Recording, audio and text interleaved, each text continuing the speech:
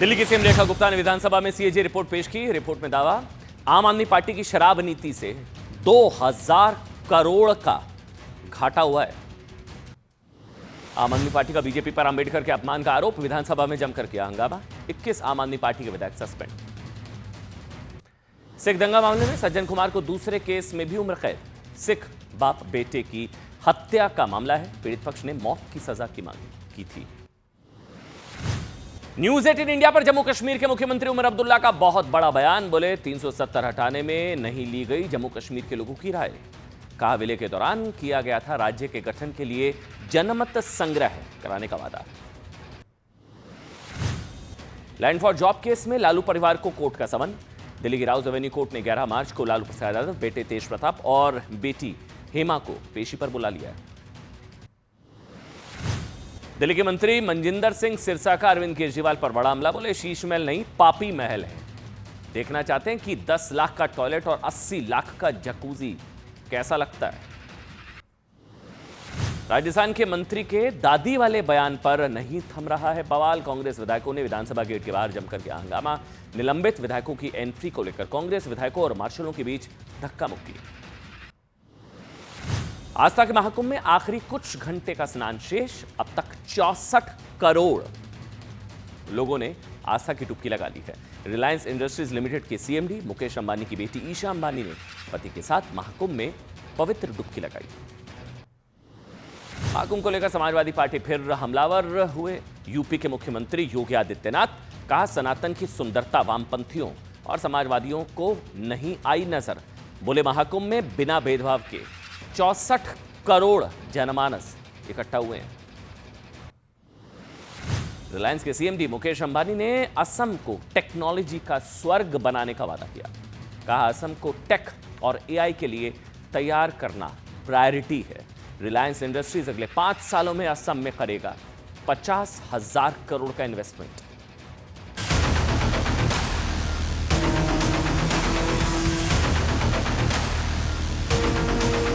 चाहते हैं कि दिल्ली की जनता के सामने सब चीजें बहुत स्पष्ट रूप से आए, इसलिए आज एक रिपोर्ट सदन के पटल पर रखी गई है।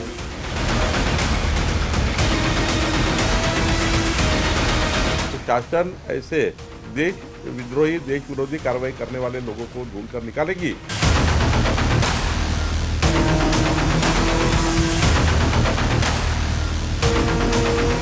जो पाप किए हैं उसकी सजा तो मिलेगी ही। साहब को ये चाहिए था, उसको फांसी के तख्ते पे लटकाना था, तब जाके 1984 के जो दंगा पीड़ित परिवार हैं उनके मनों को शांति मिलती।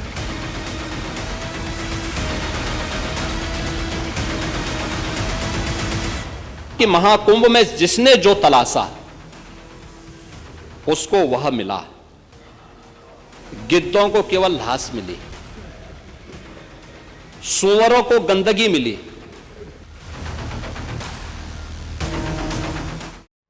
और एक बड़ी खबर के साथ शुरुआत कर रहे हैं। अभी तो एक सीएजी रिपोर्ट आई है। हमारे सूत्र बता रहे हैं कि दिल्ली सरकार जल्द ही विधानसभा में एक और सीएजी रिपोर्ट टेबल कर सकती है। एक और सीएजी, क्योंकि 14 रिपोर्ट्स हैं सीएजी की, एक टेबल हो चुकी हैं, 13 आना अभी बाकी है।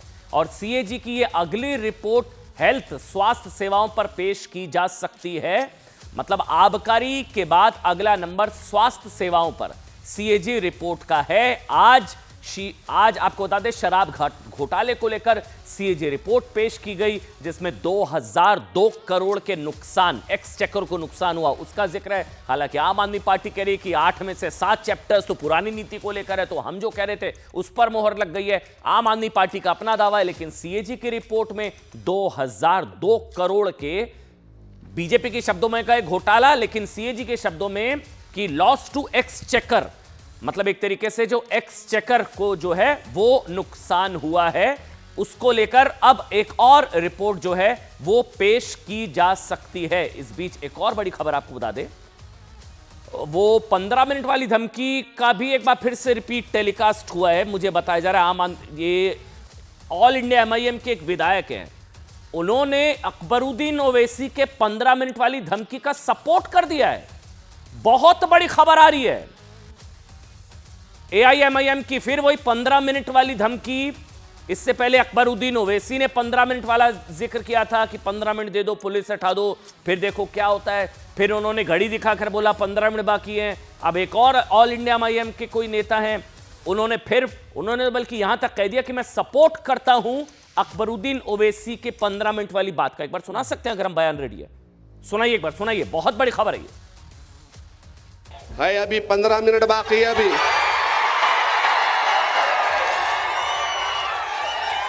15 मिनट बाकी है।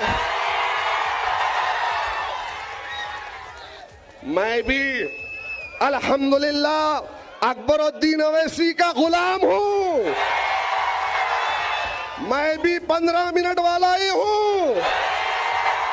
अब जिसको जो समझना है समझ ले। लास्ट बॉल पे जो 6 मारते हैं वो हूं मैं भी।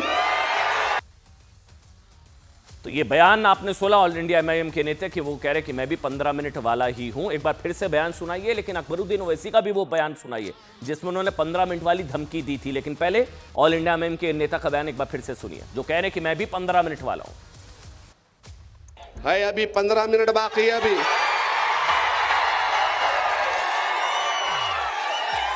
15 मिनट बाकी है। मैं भी अल्हम्दुलिल्लाह अकबरुद्दीन ओवैसी का गुलाम हूं। मैं भी 15 मिनट वाला ही हूं। अब जिसको जो समझना है समझ ले। लास्ट बॉल पे जो 6 मारते हैं वो हूं मैं भी। 15 मिनट के लिए पुलिस को हटा लो, बता लेंगे किसमें हिम्मत है, कौन ताकतवर है। 15 मिनट के लिए पुलिस को हटा लो, बता लेंगे किसमें हिम्मत है, कौन ताकतवर है। आपको बता दें किरण रिजिजू की तरफ से भी इस बयान पर आपत्ति जाहिर की गई है, जो कि संसदीय मंत्री हैं। उन्होंने कहा कि do not unnecessarily challenge the Hindus, हिंदुओं को ना भड़काएं क्योंकि हिंदू सहिष्णु हैं और उन्होंने भारत को धर्मनिरपेक्ष बनाया है। 15 मिनट वाली धमकी एक बार फिर से। और अब बात CAG की रिपोर्ट की। CAG रिपोर्ट, क्या केजरीवाल एक्सपोज, बात इसकी।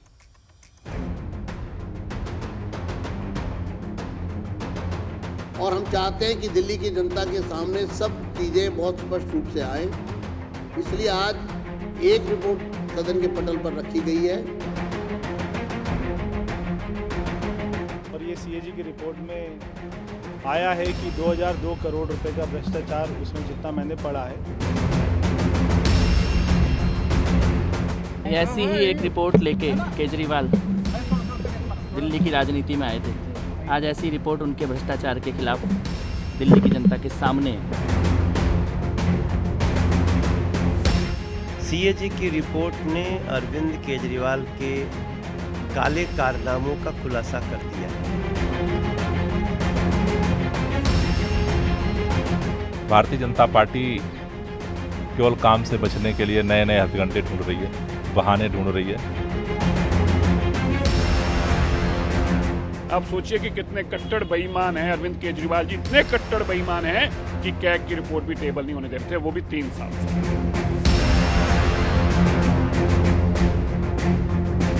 किसी ने खाया है, जिसने जनता का लूटा उसे लौटाना तो पड़ेगा। ये CAG की रिपोर्ट एक वो दस्तावेज है जो अरविंद केजरीवाल, मनीष सिसोदिया के आम आदमी पार्टी के काले कारनामों का चिट्ठा खोलता है। ये CAG रिपोर्ट बताती है कि कैसे आम आदमी पार्टी ने पूरी दिल्ली की जनता को लूटने का काम किया।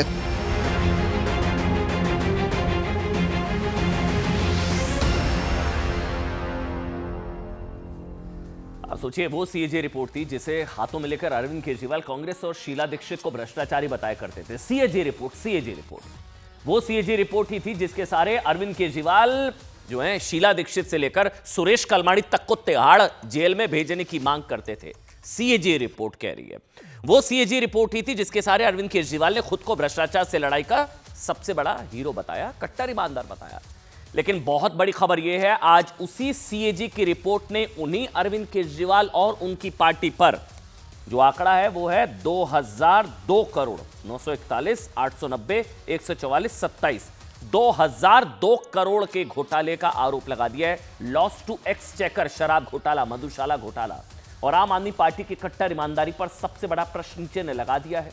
रिपोर्ट में क्या है वो सिलसिलेवार तरीके से मैं आपको बताऊंगा, लेकिन याद करिए आप 8 फरवरी, आप कहेंगे मैं वो क्यों याद दिला रहा हूं, जब मोदी ने पहले सत्र में सीएजी रिपोर्ट पेश करने की गारंटी लेते हुए ऐलान किया था कि जिसने लूटा है उसे लौटाना पड़ेगा।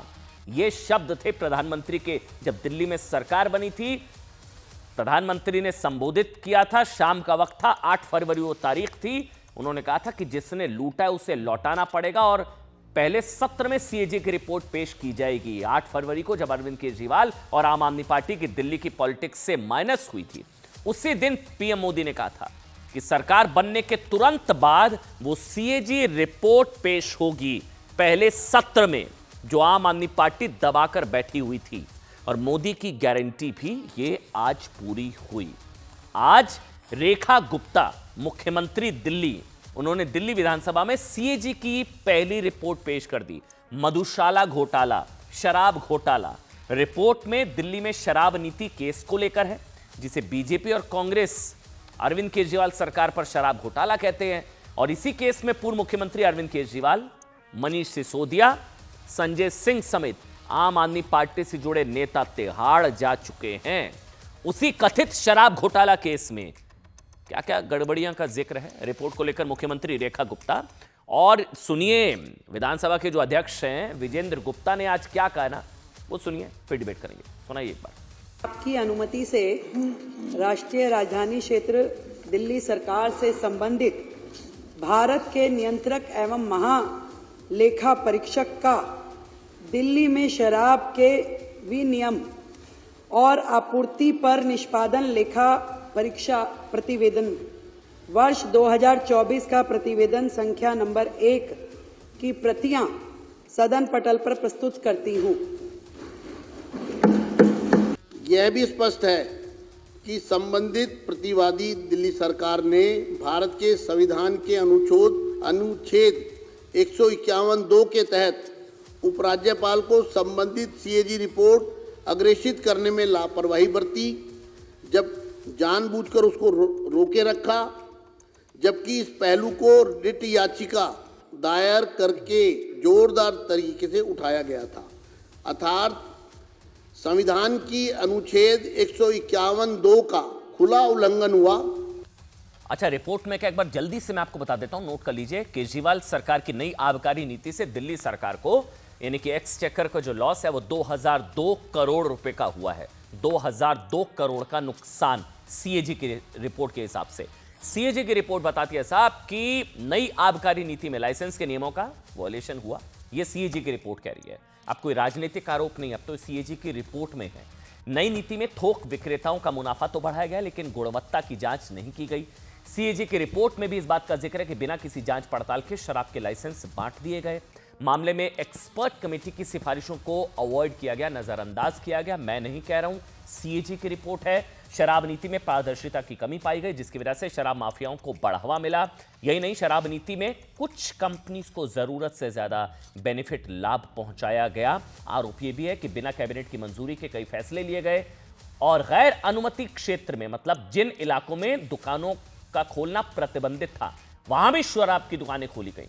शराब की कीमतों को तय करने की नीति में भी पारदर्शिता की कमी पाई गई। और इसको लेकर कुछ फिगर्स जो दी गई हैं कि नॉन परफॉर्मिंग इलाकों में शराब की दुकानें खोलने को लेकर 941 करोड़ का घोटाला, छोड़े गए लाइसेंस को रीटेंडर नहीं करने की वजह से 890 करोड़ का घोटाला, कोरोना के नाम पर लाइसेंस फी माफ करने के फैसले से 144 करोड़ और सिक्योरिटी डिपॉजिट सही से कलेक्ट नहीं करने से 27 करोड़, कुल मिलाकर 2002 करोड़। यही है सीएजी जांच रिपोर्ट का पूरा निचोड़। कितना? 2002 करोड़ शराब घोटाले, कथित शराब घोटाले का पूरा निचोड़ 2002 करोड़। अनुराग डांडा आम आदमी पार्टी से हैं। अनुराग भाई, बहुत बहुत स्वागत आपका। प्रेम शुक्ला भारतीय जनता पार्टी का पक्ष रखेंगे। प्रेम जी, आपका बहुत बहुत स्वागत। सबसे पहले अनुराग जी, आम आदमी पार्टी का पक्ष आप बता दीजिए, क्योंकि इसी सीएजी के आप लोग कसमें खाया करते थे सर। सीएजी की रिपोर्ट। अनुराग जी, देखिए अमन जी, इतने दिन से जो ये सीएजी रिपोर्ट का ढिंढोरा पीट रहे थे, आज इनका वो गुब्बारा फूट गया। जब सीएजी की रिपोर्ट आई तो उसमें 8 चैप्टर्स हैं। 7 चैप्टर ये बताते हैं कि पुरानी लिकर पॉलिसी किस तरीके से खराब थी, उसमें कितने लूप होल्स थे, उसकी वजह से कितना नुकसान होता था सरकार को। और 8वां चैप्टर नई लिकर पॉलिसी के बारे में है। जिसमें मैं एक सवाल सीधा सा ये उठाना चाहता हूं। आप सारे के सारे लोग ये कह रहे हो कि सरकार को 2000 करोड़ का नुकसान हो गया, सरकार को 2000 करोड़ का नुकसान हो गया, कोई भ्रष्टाचार हो गया। मैं आपके सामने नंबर्स रख रहा हूं।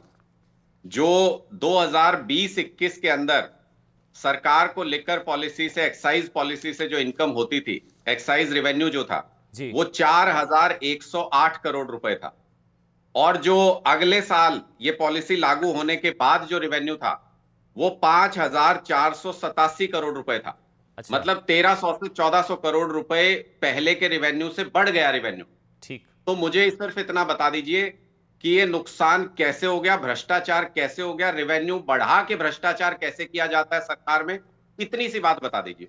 सीएजी रिपोर्ट में तो बहुत सारे पहलुओं पे बहुत डिटेल्ड एनालिसिस है। अगर ऐसा है तो बिल्कुल लॉजिकल है। ये बहुत लॉजिकल सवाल होगा कि अगर रेवेन्यू बढ़ाने वाली नीति थी तो वे नीति वापस क्यों ले ली थी? बढ़ाने वाली नहीं, बढ़ा था। बढ़ा तो बढ़ा था। हाँ, वही तो फिर वापस क्यों ले ली थी? हाँ, वो भी मैं बताता हूं। तो पहली चीज ये कि इसमें रेवेन्यू घटा नहीं था। जो ये 2000 करोड़ बताया जा रहा है, ये क्या है?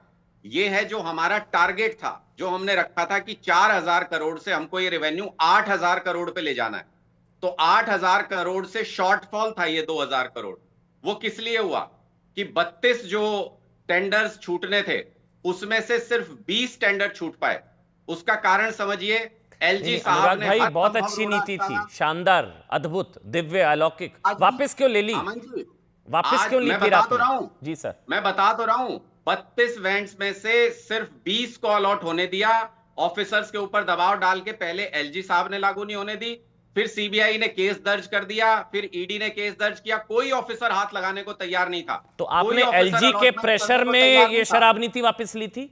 एलजी का प्रेशर था, एलजी ने लागू नहीं होने दी। 32 में से, इसी सीएजी रिपोर्ट में लिखा हुआ है कि 32 जो टेंडर्स है वो अलॉट होने थे अलग अलग क्लस्टर्स के, उसमें से सिर्फ 20 हो पाए। आप सोच के देखिए, 20 क्लस्टर अलॉट होने पे 1300-1400 करोड़ का फायदा था। ये इंपॉर्टेंट है। दो चीजें हैं अनुराग, मैं आपकी बात से अग्री करूंगा। जैसे कि आप बता रहे हैं कि जो 4000 का 5000 करोड़ जो लगभग हो गया, वो बढ़ाने वाली थी, रेवेन्यू बढ़ाने वाली नीति थी। तो फिर सवाल उठा, सुनिए ना मेरा सवाल आराम से अनुराग भाई। फिर हम लोग एज ए जर्नलिस्ट सवाल पूछेंगे, इतनी शानदार, इतनी दिव्य, अलौकिक, अद्भुत नीति वापस क्यों ले ली? फिर नंबर एक, वापस क्यों ले ली? आपने कहा क्योंकि एलजी ने प्रेशर बनाया अधिकारियों पर कि 32 जो टेंडर थे वो अलॉट नहीं होने दिए। तो क्या इसका ये कोई हिट एंड रन वाला तो नहीं? कोई सबूत है आपके पास? कोई एलजी की फाइल नोटिंग या एलजी ने कोई ऑर्डर पास कर दिया हो, अधिकारियों पर दबाव, या ये कोई सबूत है आपके पास अनुराग जी इस चीज का कि एलजी ने दबाव बनाया? खुद सीएजी ने अपनी रिपोर्ट के अंदर ये लिखा है कि 32 क्लस्टर्स अलॉट होने थे, उसमें से सिर्फ 20 क्लस्टर्स का अलॉटमेंट हो पाया। और आम आदमी पार्टी जब से ये पॉलिसी आई तब से लगातार ये कह रही थी कि एलजी इसको एग्जीक्यूट नहीं होने दे रहे हैं, ऑफिसर्स के ऊपर दबाव बना रहे हैं। उसके बाद जब सीबीआई ने केस दर्ज किया बिना किसी प्राइमा फेसी सबूत के, अनुराग जी, मुझे याद है मेरी आपसे ना शायद चुनावों के दौरान भी आपसे मेरी बात हुई थी। तब आपने कहा था, अमन जी ये तो काल्पनिक नंबर है प्रभु, ये तो कोई 2000 करोड़ का घोटाला है ही नहीं, ये तो सीएजी रिपोर्ट है ही नहीं कुछ इस तरह की। यही आपने कहा था ना, मुझे याद है। अब आज ये सीएजी रिपोर्ट अगर इतना आपके फेवर में थी सर, तो आप लोगों ने क्यों नहीं टेबल किया? फिर भाई आप लोग कह रहे हैं हमारे फेवर की, मैंने पढ़ा आप लोगों का रिएक्शन, 8 में से 7 चैप्टर्स पुरानी नीति को लेकर है, सारी चीजें, तो आप लोगों ने टेबल क्यों नहीं किया? फिर हाई कोर्ट ने भी टिप्पणी की थी, हाई कोर्ट की टिप्पणी थी कि आम आदमी पार्टी की ईमानदारी पर संदेह हो रहा है, कोट अनकोट, मैं नहीं कह रहा हूं, आम आदमी पार्टी की ईमानदारी पर संदेह हो रहा है। हाई कोर्ट सर, आपने क्यों नहीं टेबल करी फिर अनुराग जी?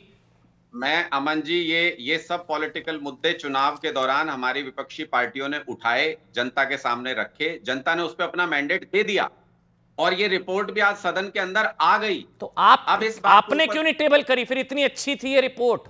अरे मैं कह रहा हूं वो सारी चीजें तो पीछे छूट गई, उस पर तो जनता का छूट गई, ये क्या बात होती है भाई? ये क्या बात? तो आपके मन में चोर था इसका मतलब? फिर आपके मन में चोर था ना सर? आपने क्यों नहीं रिपोर्ट टेबल करी? इतनी अच्छी रिपोर्ट, शानदार रिपोर्ट, बढ़िया रिपोर्ट, आपकी बात पर मोहर लगाने वाली रिपोर्ट। आतिशी जी को भी मैंने सुना।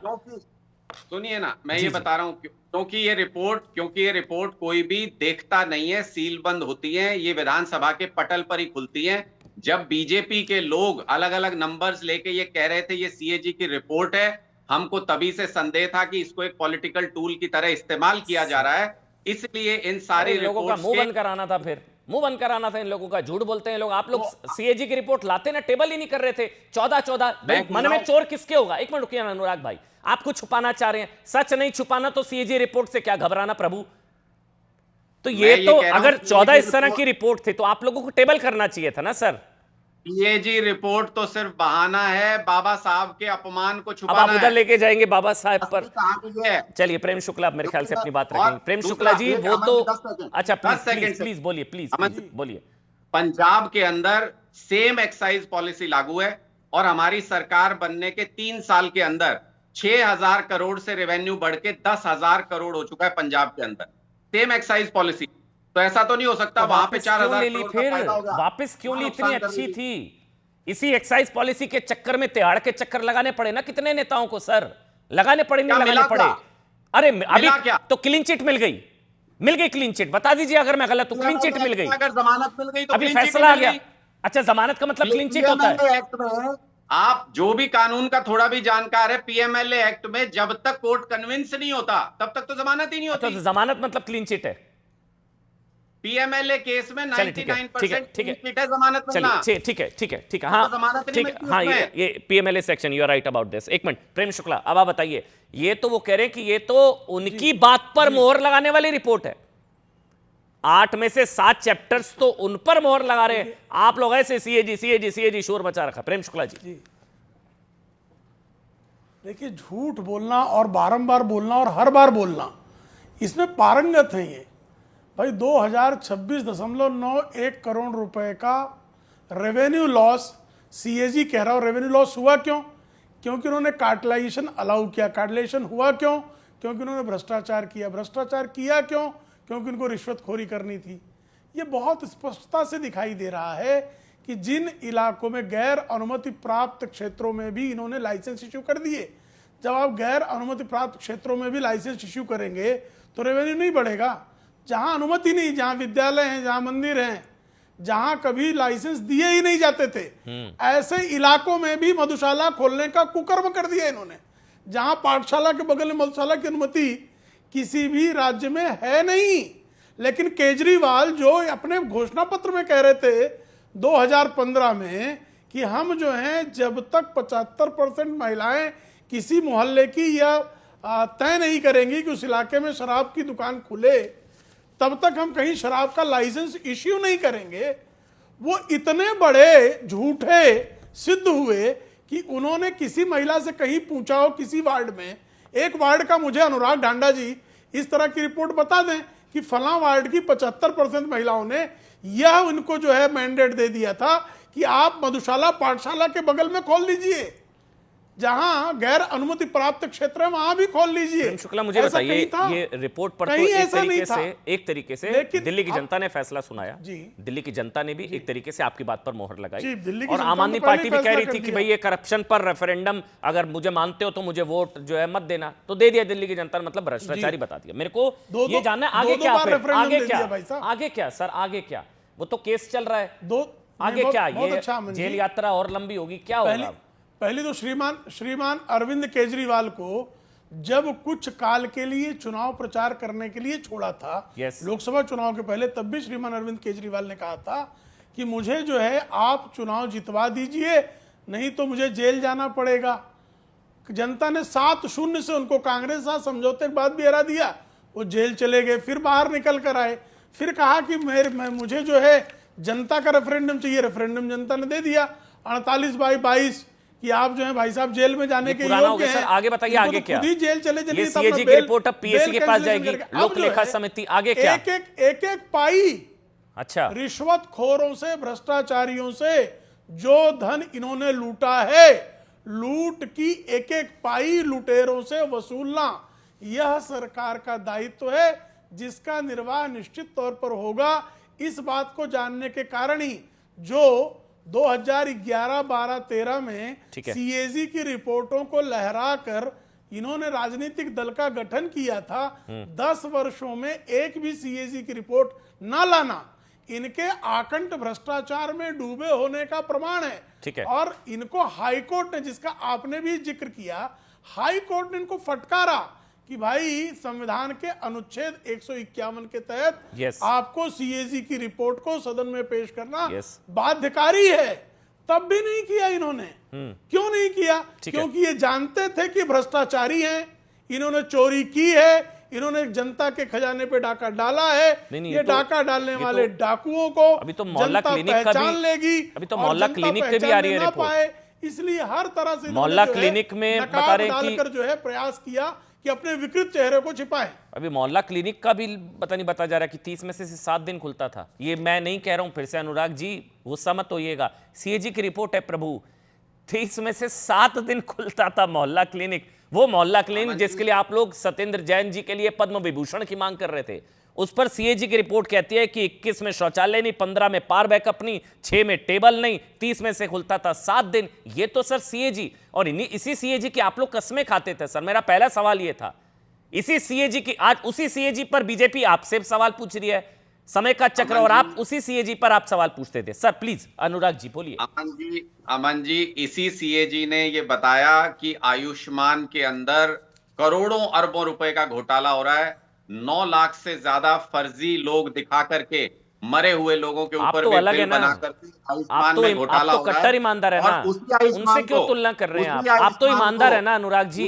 आयुष्मान को दिल्ली में लागू करने की सबसे ज्यादा जल्दी थी भारतीय जनता पार्टी को, तो आप समझ सकते हैं इन्होंने अपनी शुरुआत आयुष्मान नाम के घोटाले के साथ की है, ये उसमें भी पैसा बनाना चाहते हैं।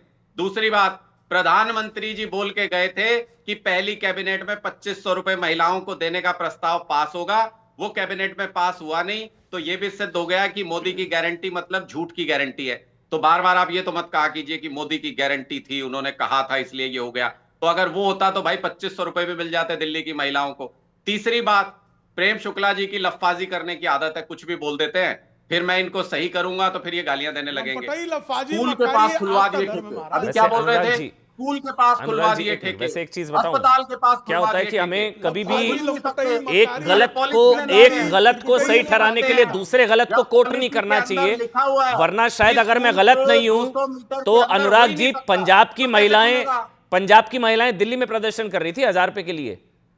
अमन जी कर रही थी ना, एक भी बयान सुनिए, मैं मैनिफेस्टो पे बात नहीं कर रहा। अरे आपका भी वादा था ना 1000 रुपए का, बता रहा हूं, सुन तो लीजिए। मैं कह रहा हूं मैनिफेस्टो बीजेपी का लंबा चौड़ा है, वो 5 साल के लिए, उसको बाद में देखेंगे। ये मोदी जी की गारंटी थी, जो स्टेज पे चढ़ के उन्होंने कहा था कि मोदी की गारंटी है, पहली कैबिनेट में पास करेंगे। अगर आप केजरीवाल जी का या भगवंत मान जी का कोई बयान सुनवा दें जिसमें उन्होंने कहा हो कि पहली कैबिनेट में पंजाब के अंदर देंगे 1000 रुपए, पंजाब में सरकार, अच्छा पंजाब कब देंगे? एक मिनट, ये तो बड़ी चीज है, एक मिनट, बड़ा इंटरेस्टिंग है। तो कब पंजाब में तो अब चुनाव होंगे, कब देंगे आप, कब देंगे? मैनिफेस्टो का वादा है 5 साल के अंदर पूरा करेंगे। अच्छा, तो 4 साल 11वें महीने में देते हैं क्या आप लोग? वो जब भी होगा आपको ही पता चलेगा। ये क्या बात हुई, इनसे कह रहे हैं पहले दिन मिले ना, ये गलत। देखिए अब आप इसी कहते फंसते हैं। अभी आपने कहा ये दे नहीं रहे, पहली कैबिनेट में देना चाहिए था। खुद 4 साल 11 महीने बाद देंगे, आप बोल रहे मैं कब दूंगा मेरा नहीं पता। अभी तो बोल रहे हैं कब देंगे, कब कितने समय, कितने साल हो गए आपकी सरकार को पंजाब में? कितने साल हो गए हैं? 5 साल के अंदर देंगे। अरे तो 5 साल, कितने साल हो गए पंजाब में? मैनिफेस्टो 5 साल के लिए होता है। हाँ तो 4 साल जो है 11 महीने और 29वें दिन देंगे। मोदी जी के मुंह से बोला हुआ वचन की पहली कैबिनेट में देंगे, ठीक है, उस पे आप सवाल नहीं पूछ सकते हो। चलिए ठीक है, बताइए प्रेम शुक्ला जी, बताइए प्रेम शुक्ला जी, बताइए भाई, बताइए। पहली कैबिनेट में कहा था कि नहीं, का सवाल को गोल कर गए कि नहीं हो। देखिए मैं फिर वही बोल रहा हूँ अनुराग जी, इनकी सरकार बने 2 दिन नहीं हुए अभी, आप पूछ रहे हैं कि 2500 खुद पंजाब में सालों से बैठे हैं, आपके 1000 रुपए का क्या हुआ? पंजाब की महिलाएं दिल्ली आकर बैठ रही हैं 1000 रुपए के लिए ना सर। भाई मोदी जी को नहीं पता था पहली कैबिनेट कब होगी, आपको नहीं पता था पंजाब में महिलाएं दिल्ली में आकर बैठ जाएंगी। अच्छा प्रेम शुक्ला, चल ठीक है, मुझे आगे बढ़ाओ। प्रेम शुक्ला प्रेम शुक्ला, ये सीएजी की डिबेट को बहुत शानदार तरीके से जो है वो उस तरफ ले 2500 की तरफ। बहरहाल जवाब दे दीजिए प्रेम शुक्ला जी, दीजिए जवाब। इसको लफाजी कैसे करते हैं? श्रीमान अनुराग ढांडा से आपका प्रश्न था कि मोहल्ला क्लिनिक में किस तरह से इनके मोहल्ला क्लिनिकों में ना कहीं टॉयलेट है, कहीं 23 दिन मोहल्ला क्लिनिक बंद है, 1 मिनट से ज्यादा समय, औसतन 1 मिनट में एक पेशेंट को देखने का इनका रिकॉर्ड है। और सीएजी की इस रिपोर्ट पर इन्होंने एक शब्द के बीच में क्यों बोल रहे हैं भाई साहब? इतनी लंपटाई क्यों करते हैं अनुराग भाई? इतनी थेथराई क्यों करते हैं साहब? आपके बीच में नहीं बोले, इतनी थेथराई क्यों करते हैं? आपके बीच में एक शब्द नहीं बोले, इतनी थेथराई का क्या कारण है? इतने थेथर क्यों बन गए महाराज? आपके बीच में नहीं बोले, अच्छा नहीं लगता है भाई। देखिए, मोहल्ला क्लिनिक पर एक वाक्य बोलने की इनकी स्थिति नहीं बनी। लफाजी किस तरह से की जाती है, और लफाजी आम आदमी पार्टी के विद्यालय में, इसके अलावा इनके पाठ्यक्रम में कुछ है ही नहीं। इनको मोहल्ला क्लिनिक में बताना चाहिए था ना कि वैश्विक स्तर की मोहल्ला क्लिनिक कैसे चलती है, कि 1 मिनट से कम समय में औसतन एक पेशेंट की जांच ये किस तकनीक से कर लेते हैं। इनके पास ऐसी कौन सी तकनीक है कि इनकी मोहल्ला क्लिनिक महीने में सिर्फ 7 दिन ही चलती है? शुक्रिया, एक मिनट शुक्रिया प्रेम भाई आपका। अनुराग भाई ठीक है, एक मिनट मैं जरा सर मोहल्ला क्लिनिक वाला बता दूं। बहुत बहुत शुक्रिया आप सबका। लेकिन मोहल्ला क्लिनिक वाला सुनिए क्या है, जो जिसका भी प्रेम शुक्ला जिक्र कर रहे थे। क्या है कि मोहल्ला क्लिनिक को लेकर रिपोर्ट जो आई है ना सीएजी की, उसमें मोहल्ला क्लिनिक मॉडल के लिए केजरीवाल ने अपनी सरकार में स्वास्थ्य मंत्री सत्येंद्र जैन के लिए दरअसल पद्म विभूषण मांगा था। उस पर सीएजी की रिपोर्ट ने अरविंद केजरीवाल सरकार के हेल्थ मॉडल की पोल खोल कर रख दी है। बीजेपी का दावा है कि सीएजी रिपोर्ट में कहा गया है कि मोहल्ला क्लिनिक में जबरदस्त कुप्रबंधन, खामी और लापरवाही बरती गई। सीएजी की रिपोर्ट में क्या है वो सुनिए अब आप। पहला, मोहल्ला क्लिनिक महीने में 7 दिन खुलते थे। ठीक सुन रहे हैं आप, सीएजी मोहल्ला क्लिनिक 30 में से 7 दिन, मतलब सबसे बड़ा विजिटिंग कार्ड होता है ना, आप किसी से भी इंट्रोड्यूस करते हैं अपना विजिटिंग कार्ड देते हैं। आम आदमी पार्टी की सरकार का सबसे बड़ा विजिटिंग कार्ड मोहल्ला क्लिनिक, 30 में से 7 दिन सीएजी कह रही है। मोहल्ला क्लिनिक्स में थर्मामीटर, ऑक्सीमीटर जैसी बुनियादी सुविधाएं नहीं थी। मोहल्ला क्लिनिक्स में जो मरीज इलाज के लिए जाते थे उनमें 70% मरीजों को डॉक्टर से कंसल्टेशन के लिए, जो भी प्रेम शुक्ला बता रहे थे, 60 सेकंड मिलते थे। 60 सेकंड। कौन सी टेक्नोलॉजी, कौन सी तकनीक, बहुत ही शानदार डॉक्टर। 60 सेकंड 70% को। मोहल्ला क्लिनिक्स के निर्माण के लिए आवंटित बजट का सिर्फ 28% खर्च किया गया। 35 करोड़ आवंटित किए गए थे। खर्च जो हुए हैं वो सीएजी की रिपोर्ट बताती है 9.78, हाँ मतलब लगभग 9.25 करोड़ खर्च किए गए। इसके साथ ही ज्यादातर मोहल्ला क्लिनिक्स में बेसिक फैसिलिटी भी नहीं थी, जैसे 21 मोहल्ला क्लिनिक में टॉयलेट नहीं थे, और 15 में पावर बैकअप नहीं था, 6 में मरीजों के लिए चेकअप के लिए टेबल नहीं थे। मतलब आप इसको ऐसे समझिए, जिस मोहल्ला क्लिनिक को लेकर अरविंद केजरीवाल सरकार दावा करती थी कि उसके स्वास्थ्य मॉडल की तारीफ पूरी दुनिया में होती है, अमेरिका के द वॉशिंगटन पोस्ट जैसे अखबारों में मोहल्ला क्लिनिक की तारीफों की खबरें छपती हैं। क्या ये सीएजी की रिपोर्ट वॉशिंगटन पोस्ट में छपेगी? ये सवाल शायद अब सबसे बड़ा सामने आ रहा है।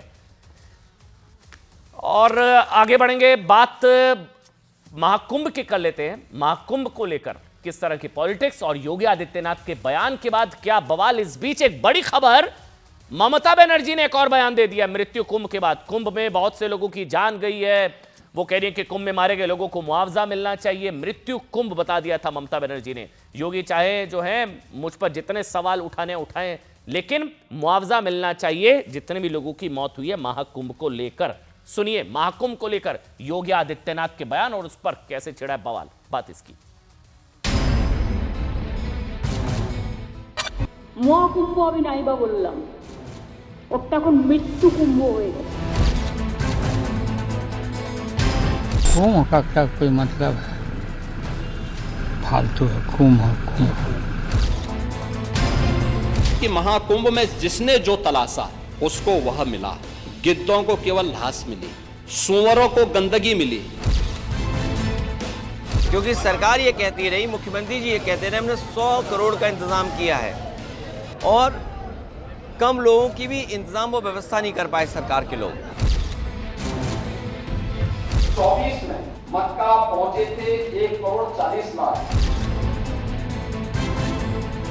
प्रयागराज में तो एक दिन का 2-2 करोड़ आ है। भ्रष्टाचार और अव्यवस्था, यही 2 चीजें देखी गई हैं सरकार के द्वारा। लोगों के बीच परसेप्शन की राजनीति बनाने के लिए भारतीय जनता पार्टी और योगी आदित्यनाथ वहां पर भरम और धर्म की राजनीति को बढ़ावा दे रहे हैं। सबसे ज्यादा कंटामिनेटेड वाटर इस वक्त कहाँ है? कुंभ में है।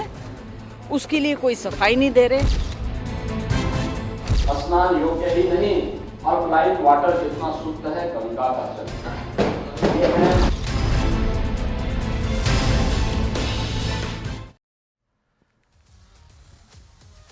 देखिए, सनातन धर्म के सबसे बड़ा आयोजन महाकुंभ को अब जो है सिर्फ 30 घंटे बचे और 45 दिनों तक चलने वाले महाकुंभ में अब तक 65 करोड़ लोग अमृत स्नान कर चुके हैं। और कल महाशिवरात्रि के मौके पर महाकुंभ में अमृत स्नान करने वालों का आंकड़ा 70 करोड़ छू सकता है। आप ये जानकर हैरान रह जाएंगे। यह आंकड़ा आजादी के वक्त भारत की आबादी से दोगुना और मौजूदा वक्त में भारत की आबादी का आधा है। 140 करोड़ है ना, 70 करोड़। आजादी के बाद 1951 की जनगणना के मुताबिक भारत की कुल आबादी करीब 36 करोड़ और अब कितनी 140 करोड़। लेकिन महाकुंभ में 70 करोड़ लोगों के अमृत स्नान करने का मतलब है कि महाकुंभ देश नहीं पूरी दुनिया का सबसे भव्य, दिव्य, अलौकिक धार्मिक आयोजन बन चुका है। इसलिए प्रधानमंत्री नरेंद्र मोदी ने महाकुंभ को भारत की एकता का महाकुंभ कहा और महाकुंभ को नीचा दिखाने की कोशिश करने वालों के लिए कहा कि हिंदू समाज की एकता से डरे हुए लोग महाकुंभ पर कीचड़ उछाल रहे हैं। ऐसे लोगों के लिए मुख्यमंत्री योगी आदित्यनाथ का बयान बहुत वायरल है। मुख्यमंत्री योगी आदित्यनाथ ने जो कहा वो कई लोगों को सुई की तरह चुभ रहा है। योगी आदित्यनाथ ने कहा कि महाकुंभ में जिसने जो तलाशा उसे वही मिला। जाकी रही भावना जैसी, प्रभु मूरत देखी तिन तैसी। कि गिद्धों को लाश मिली, आस्था वालों को पुण्य मिला, भक्तों को भगवान मिले और गरीबों को रोजगार मिला। सुनिए। महाकुंभ में जिसने जो तलाशा उसको वह मिला। गिद्धों को केवल लाशें मिली, सुअरों को केवल गंदगी मिली, संवेदनशील लोगों को रिश्तों की खूबसूरत तस्वीरें मिली, आस्थावान लोगों को पुण्य मिला, भक्तों को भगवान मिले, सज्जनों को सज्जनता मिली, गरीबों को रोजगार मिला, अमीरों को धंधा मिला, श्रद्धालुओं को साफ सुथरी व्यवस्था मिली, पर्यटकों को अव्यवस्था मिली, सद्भावना वाले लोगों को जाति रहित व्यवस्था मिली।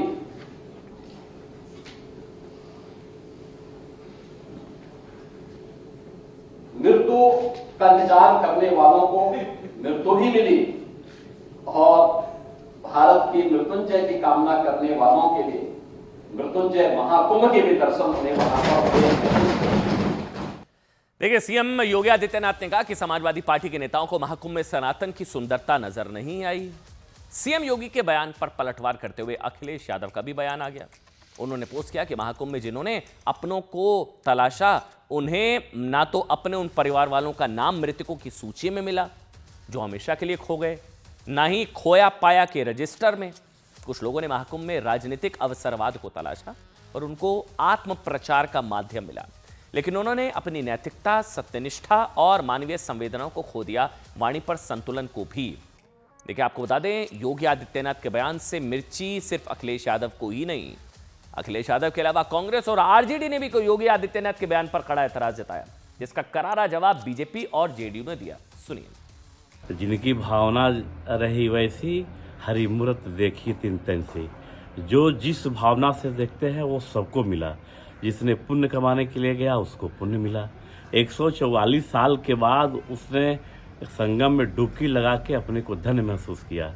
गरीबों को रोजगार मिला जो आज़ादी से आज तक कभी वैसा रोजगार नहीं मिला था। इतना सरकार का काम है कि इस तरह के महापर्व में व्यवस्था देना, अच्छी व्यवस्था करना, लेकिन भ्रष्टाचार और अव्यवस्था यही दो चीज़ें देखी गई हैं सरकार के द्वारा। वहाँ पे किस तरह से लोग जिंदा हैं, किस तरह से सरवाइव कर रहे हैं, किस तरह से वहाँ पे चीज़ें उपलब्ध हो रही हैं, कितने घंटे वहाँ पे लग रहे हैं, दिन दिन भर निकल जाता है, पहुँच नहीं पाते हैं संगम तक। कोई लोग तो संगम तक पहुँच ही नहीं पाए, पूरे प्रयास कर दिया। तो ये व्यवस्थाएं जो है इनको सुधारनी थी, लेकिन भ्रष्टाचार इतना ज़्यादा उन्होंने किया कि 30 से 40% ही फंड वहाँ लगा है, बाकी सब भ्रष्टाचार में चला गया। और एक बड़ी खबर आपको बता दें, आज सज्जन कुमार को जो उम्र कैद की सजा दी गई है, उसको लेकर 1984 दंगा मामले में याचिकाकर्ता गुरलाज सिंह ने फांसी देने की मांग कर दी है। याचिकाकर्ता गुरलाज सिंह ने फांसी देने की मांग की है। आपको 1984 का वो मामला जहां बाप बेटे को जिंदा जलाकर मार देने के मामले में उम्र कैद की सजा, दूसरी बार उम्र कैद की सजा। कोर्ट की तरफ से इस बात का जिक्र हुआ, कोर्ट के अंदर भी इस बात का जिक्र हुआ कि 80 साल उम्र दराज, 80 साल की उम्र हो चुकी है, लेकिन उम्र कैद की सजा। लेकिन मुझे बताया जा रहा है कि जो गुरलाज सिंह, जो कि दिल्ली सिख गुरुद्वारा प्रबंधक कमेटी के साथ भी पहले से जुड़े रहे हैं और अधिवक्ता हैं, वकील हैं, अच्छा मेरे साथ इस वक्त जुड़ गए हैं वो। गुरलाज जी, फांसी की मांग कर रहे हैं आप? जी बिल्कुल।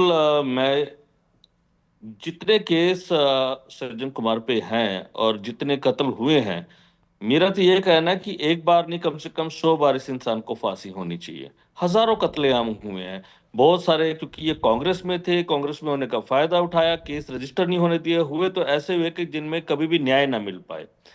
ये न्याय 40 साल के बाद आप देखेंगे तो बहुत ही प्रार्थनाएं कर करके लड़ के ये जो न्याय है मिला है, और इसको भी मैं संपूर्ण न्याय नहीं मानता हूं, क्योंकि संपूर्ण कोर्ट में इस न्याय बात तो का तभी जिक्र होता हुआ, है। वो उम्रदराज है, 80 साल उनकी उम्र है। देखिए, वो जिनके पति चले गए, जिनके बेटे चले गए, जो न्याय की उम्मीद में विधवाएं बैठी हैं, वो भी तो 80 साल से ऊपर की हो गई हैं। उम्र तो आपका एक गिनती है, जैसे जैसे साल बीतेंगे आप उम्र दराज होंगे। वो अपने इससे पैरों आपका पर गुनाह थोड़ी चलकर खत्म टॉयलेट हो भी नहीं जाता जा है। सकते हैं, उम्र की उम्र 80 साल हो चुकी है, ये सब आज कोर्ट के अंदर हुआ है गुरलाज जी, उसी का मैं जिक्र कर रहा हूँ। नहीं, मैं मानता हूँ इस चीज को, लेकिन अगर वो टॉयलेट भी नहीं जा सकते हैं और सरकार उनको जिंदा रखने पे इतना पैसा भी लगाएगी, उनके इलाज भी कराएगी, और देखिए मैं एक चीज मानता हूं कि आप उन हजारों विधवाओं के बारे में सोचें। दिल्ली जैसे शहर में एक कॉलोनी का नाम विधवा कॉलोनी रहा, क्योंकि वहां पे सिर्फ विधवाएं रह गई थी, उनके पति बेटे सब मार दिए गए थे।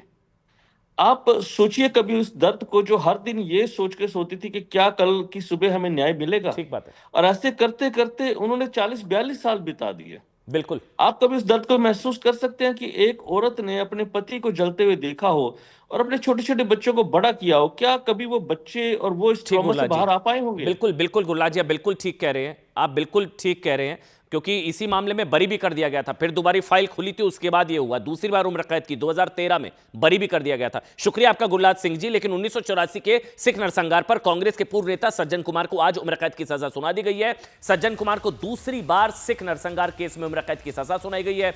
इस बार सज्जन कुमार को दिल्ली के सरस्वती विहार में, ध्यान से सुनिएगा, पिता पुत्र को जिंदा जलाकर मार देने के मामले में 32 साल के जसवंत सिंह, उनके 6 साल के बेटे तरुणदीप सिंह को जिंदा जलाकर मार देने के केस में उम्र कैद हुई है।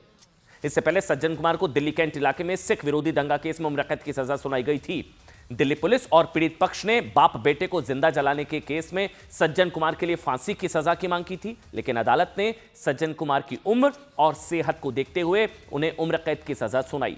सज्जन कुमार की उम्र इस वक्त 80 साल है और उन्हें कई तरह की बीमारियां हैं। कोर्ट ने बताया कि सज्जन कुमार की स्थिति ऐसी है कि उन्हें बाथरूम जाने के लिए भी साथी कैदियों की मदद लेनी पड़ती है। लेकिन आपने गुरलाज सिंह को सुना, वो कह रहे हैं ऐसे ही तो कितने जो लोग हैं वो इंसाफ की उम्मीद में अब हमारे बीच में नहीं है, उनका कोई क्या सोचेगा। लेकिन उम्र कैद की सजा सज्जन कुमार को 1984 का इंसाफ। और अब चैंपियंस ट्रॉफी की और भारत की धमाकेदार जीत की। देखा आपने चैंपियंस ट्रॉफी का मैच? जरूर आपने देखा होगा साहब, अच्छा भी लगा होगा। भारतीय टीम ने शानदार जीत, लगभग एक तरफा मुकाबले में पाकिस्तान को धूल चटा दी।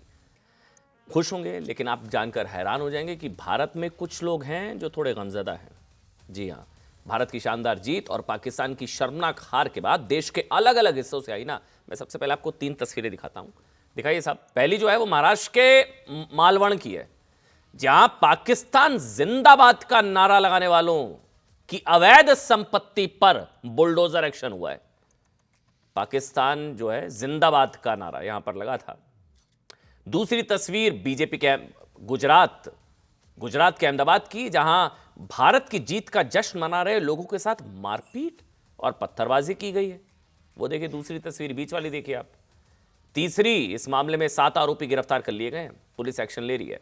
और तीसरी तस्वीर सबसे खूबसूरत, सबसे शानदार, सबसे दिव्य, कश्मीर, भारत का ताज कश्मीर की, जहां चैंपियंस ट्रॉफी में भारत की जीत और पाकिस्तान की हार के बाद जश्न मनाया गया, पटाखे फोड़े गए। मतलब जो कश्मीर ऐसी घटनाओं के लिए जाना जाता था ना 370 से पहले, कुछ वक्त पहले, जब कश्मीर में पाकिस्तान की जीत पर पटाखे फूटते थे और पाकिस्तान की हार पर मातम मनता था, वहां तो अब शांति है, लेकिन भारत की जीत का जश्न वहां पर मनाया गया। लेकिन कश्मीर के बाहर कुछ इलाके इस तरह के हैं अभी भी, कहते हैं ना, पाकिस्तान के यार भारत में ही कितने गद्दार। गुजरात और महाराष्ट्र जैसे राज्यों में पाकिस्तान जिंदाबाद के नारे लगे, जीत के जश्न के विरोध में इस तरह के आरोप लगे कि पत्थरबाजी की गई। चैंपियंस ट्रॉफी में पाकिस्तान की बुरी हार और भारत की जीत पर जब पूरा भारत जश्न मना रहा था, उस वक्त देश के अंदर कुछ लोग ऐसे भी थे जिनके मन में पीड़ा थी, कष्ट था। वो भारत में ही रहकर इस तरह के आरोप भारत के खिलाफ बयानबाजी कर रहे थे। हालांकि अब इन लोगों पर सख्त कार्रवाई हुई है, क्योंकि उन पर इस तरह के आरोप हैं कि उन्होंने पाकिस्तान जिंदाबाद से लेकर इस तरह की नारेबाजी की, लेकिन उनके अवैध संपत्ति की शिकायत हुई और तुरंत बुलडोजर एक्शन भी हो गया। महाराष्ट्र के सिंधुदुर्ग जिले के मालवण में 23 फरवरी को चैंपियंस ट्रॉफी में भारत की जीत के बाद इस तरह के आरोप लगे कि कुछ लोगों ने पाकिस्तान जिंदाबाद के नारे लगाए। जब स्थानीय लोगों ने पाकिस्तान जिंदाबाद और देश विरोधी नारे लगाने पर इनका विरोध किया, तो ये लोग उनके खिलाफ अपशब्दों का इस्तेमाल करने लगे। इस तरह का आरोप, लड़ाई झगड़ा होने लगा, जिसके बाद स्थानीय लोगों ने प्रशासन से इसकी शिकायत की। आरोपियों के खिलाफ हिंदू समुदाय के लोगों ने मोटरसाइकिल रैली निकाली। मामले की जांच की गई तो पता चला कि आरोपी एक विशेष समुदाय से है और अवैध रूप से स्क्रैप की दुकान चलाते हैं, जिसके बाद इनकी अवैध दुकानों पर बुलडोजर चलाया गया। अवैध दुकानों पर बुलडोजर चलाया गया। हालांकि समाजवादी पार्टी कह रही कि इस तरह का कोई मामला नहीं है, जबरदस्ती जो है कुछ लड़कों को परेशान करने के लिए इस तरह का मामला जो है बनाया जा रहा है। सुना सकते हैं हम क्या कुछ कहा अबू आसिम आजमी ने, सुनिए। ये हुआ है कि इंडिया पाकिस्तान के मैच के समय तो शासन ऐसे देश विद्रोही, देश विरोधी कार्रवाई करने वाले लोगों को ढूंढकर निकालेंगी और माननीय देवेंद्र जी खुद इसमें उन्होंने एफर्ट लिया हुआ है। माननीय मुख्यमंत्री जी योग्य कार्रवाई करेंगे। भारतवर्ष में कोई मुसलमान कभी पाकिस्तान जिंदाबाद बोल ही नहीं सकता। कई मिसाल है, कई बार इन लोगों ने खुद बोला है और जो है पकड़े गए हैं, और ये जो है ऑर्गेनाइज करते हैं कि कोई पाकिस्तान जिंदाबाद बोल दे ताकि हम लोग हिंदू मुस्लिम के बीच में दरार पैदा करके पोलराइज करें और सत्ता में बने रहें।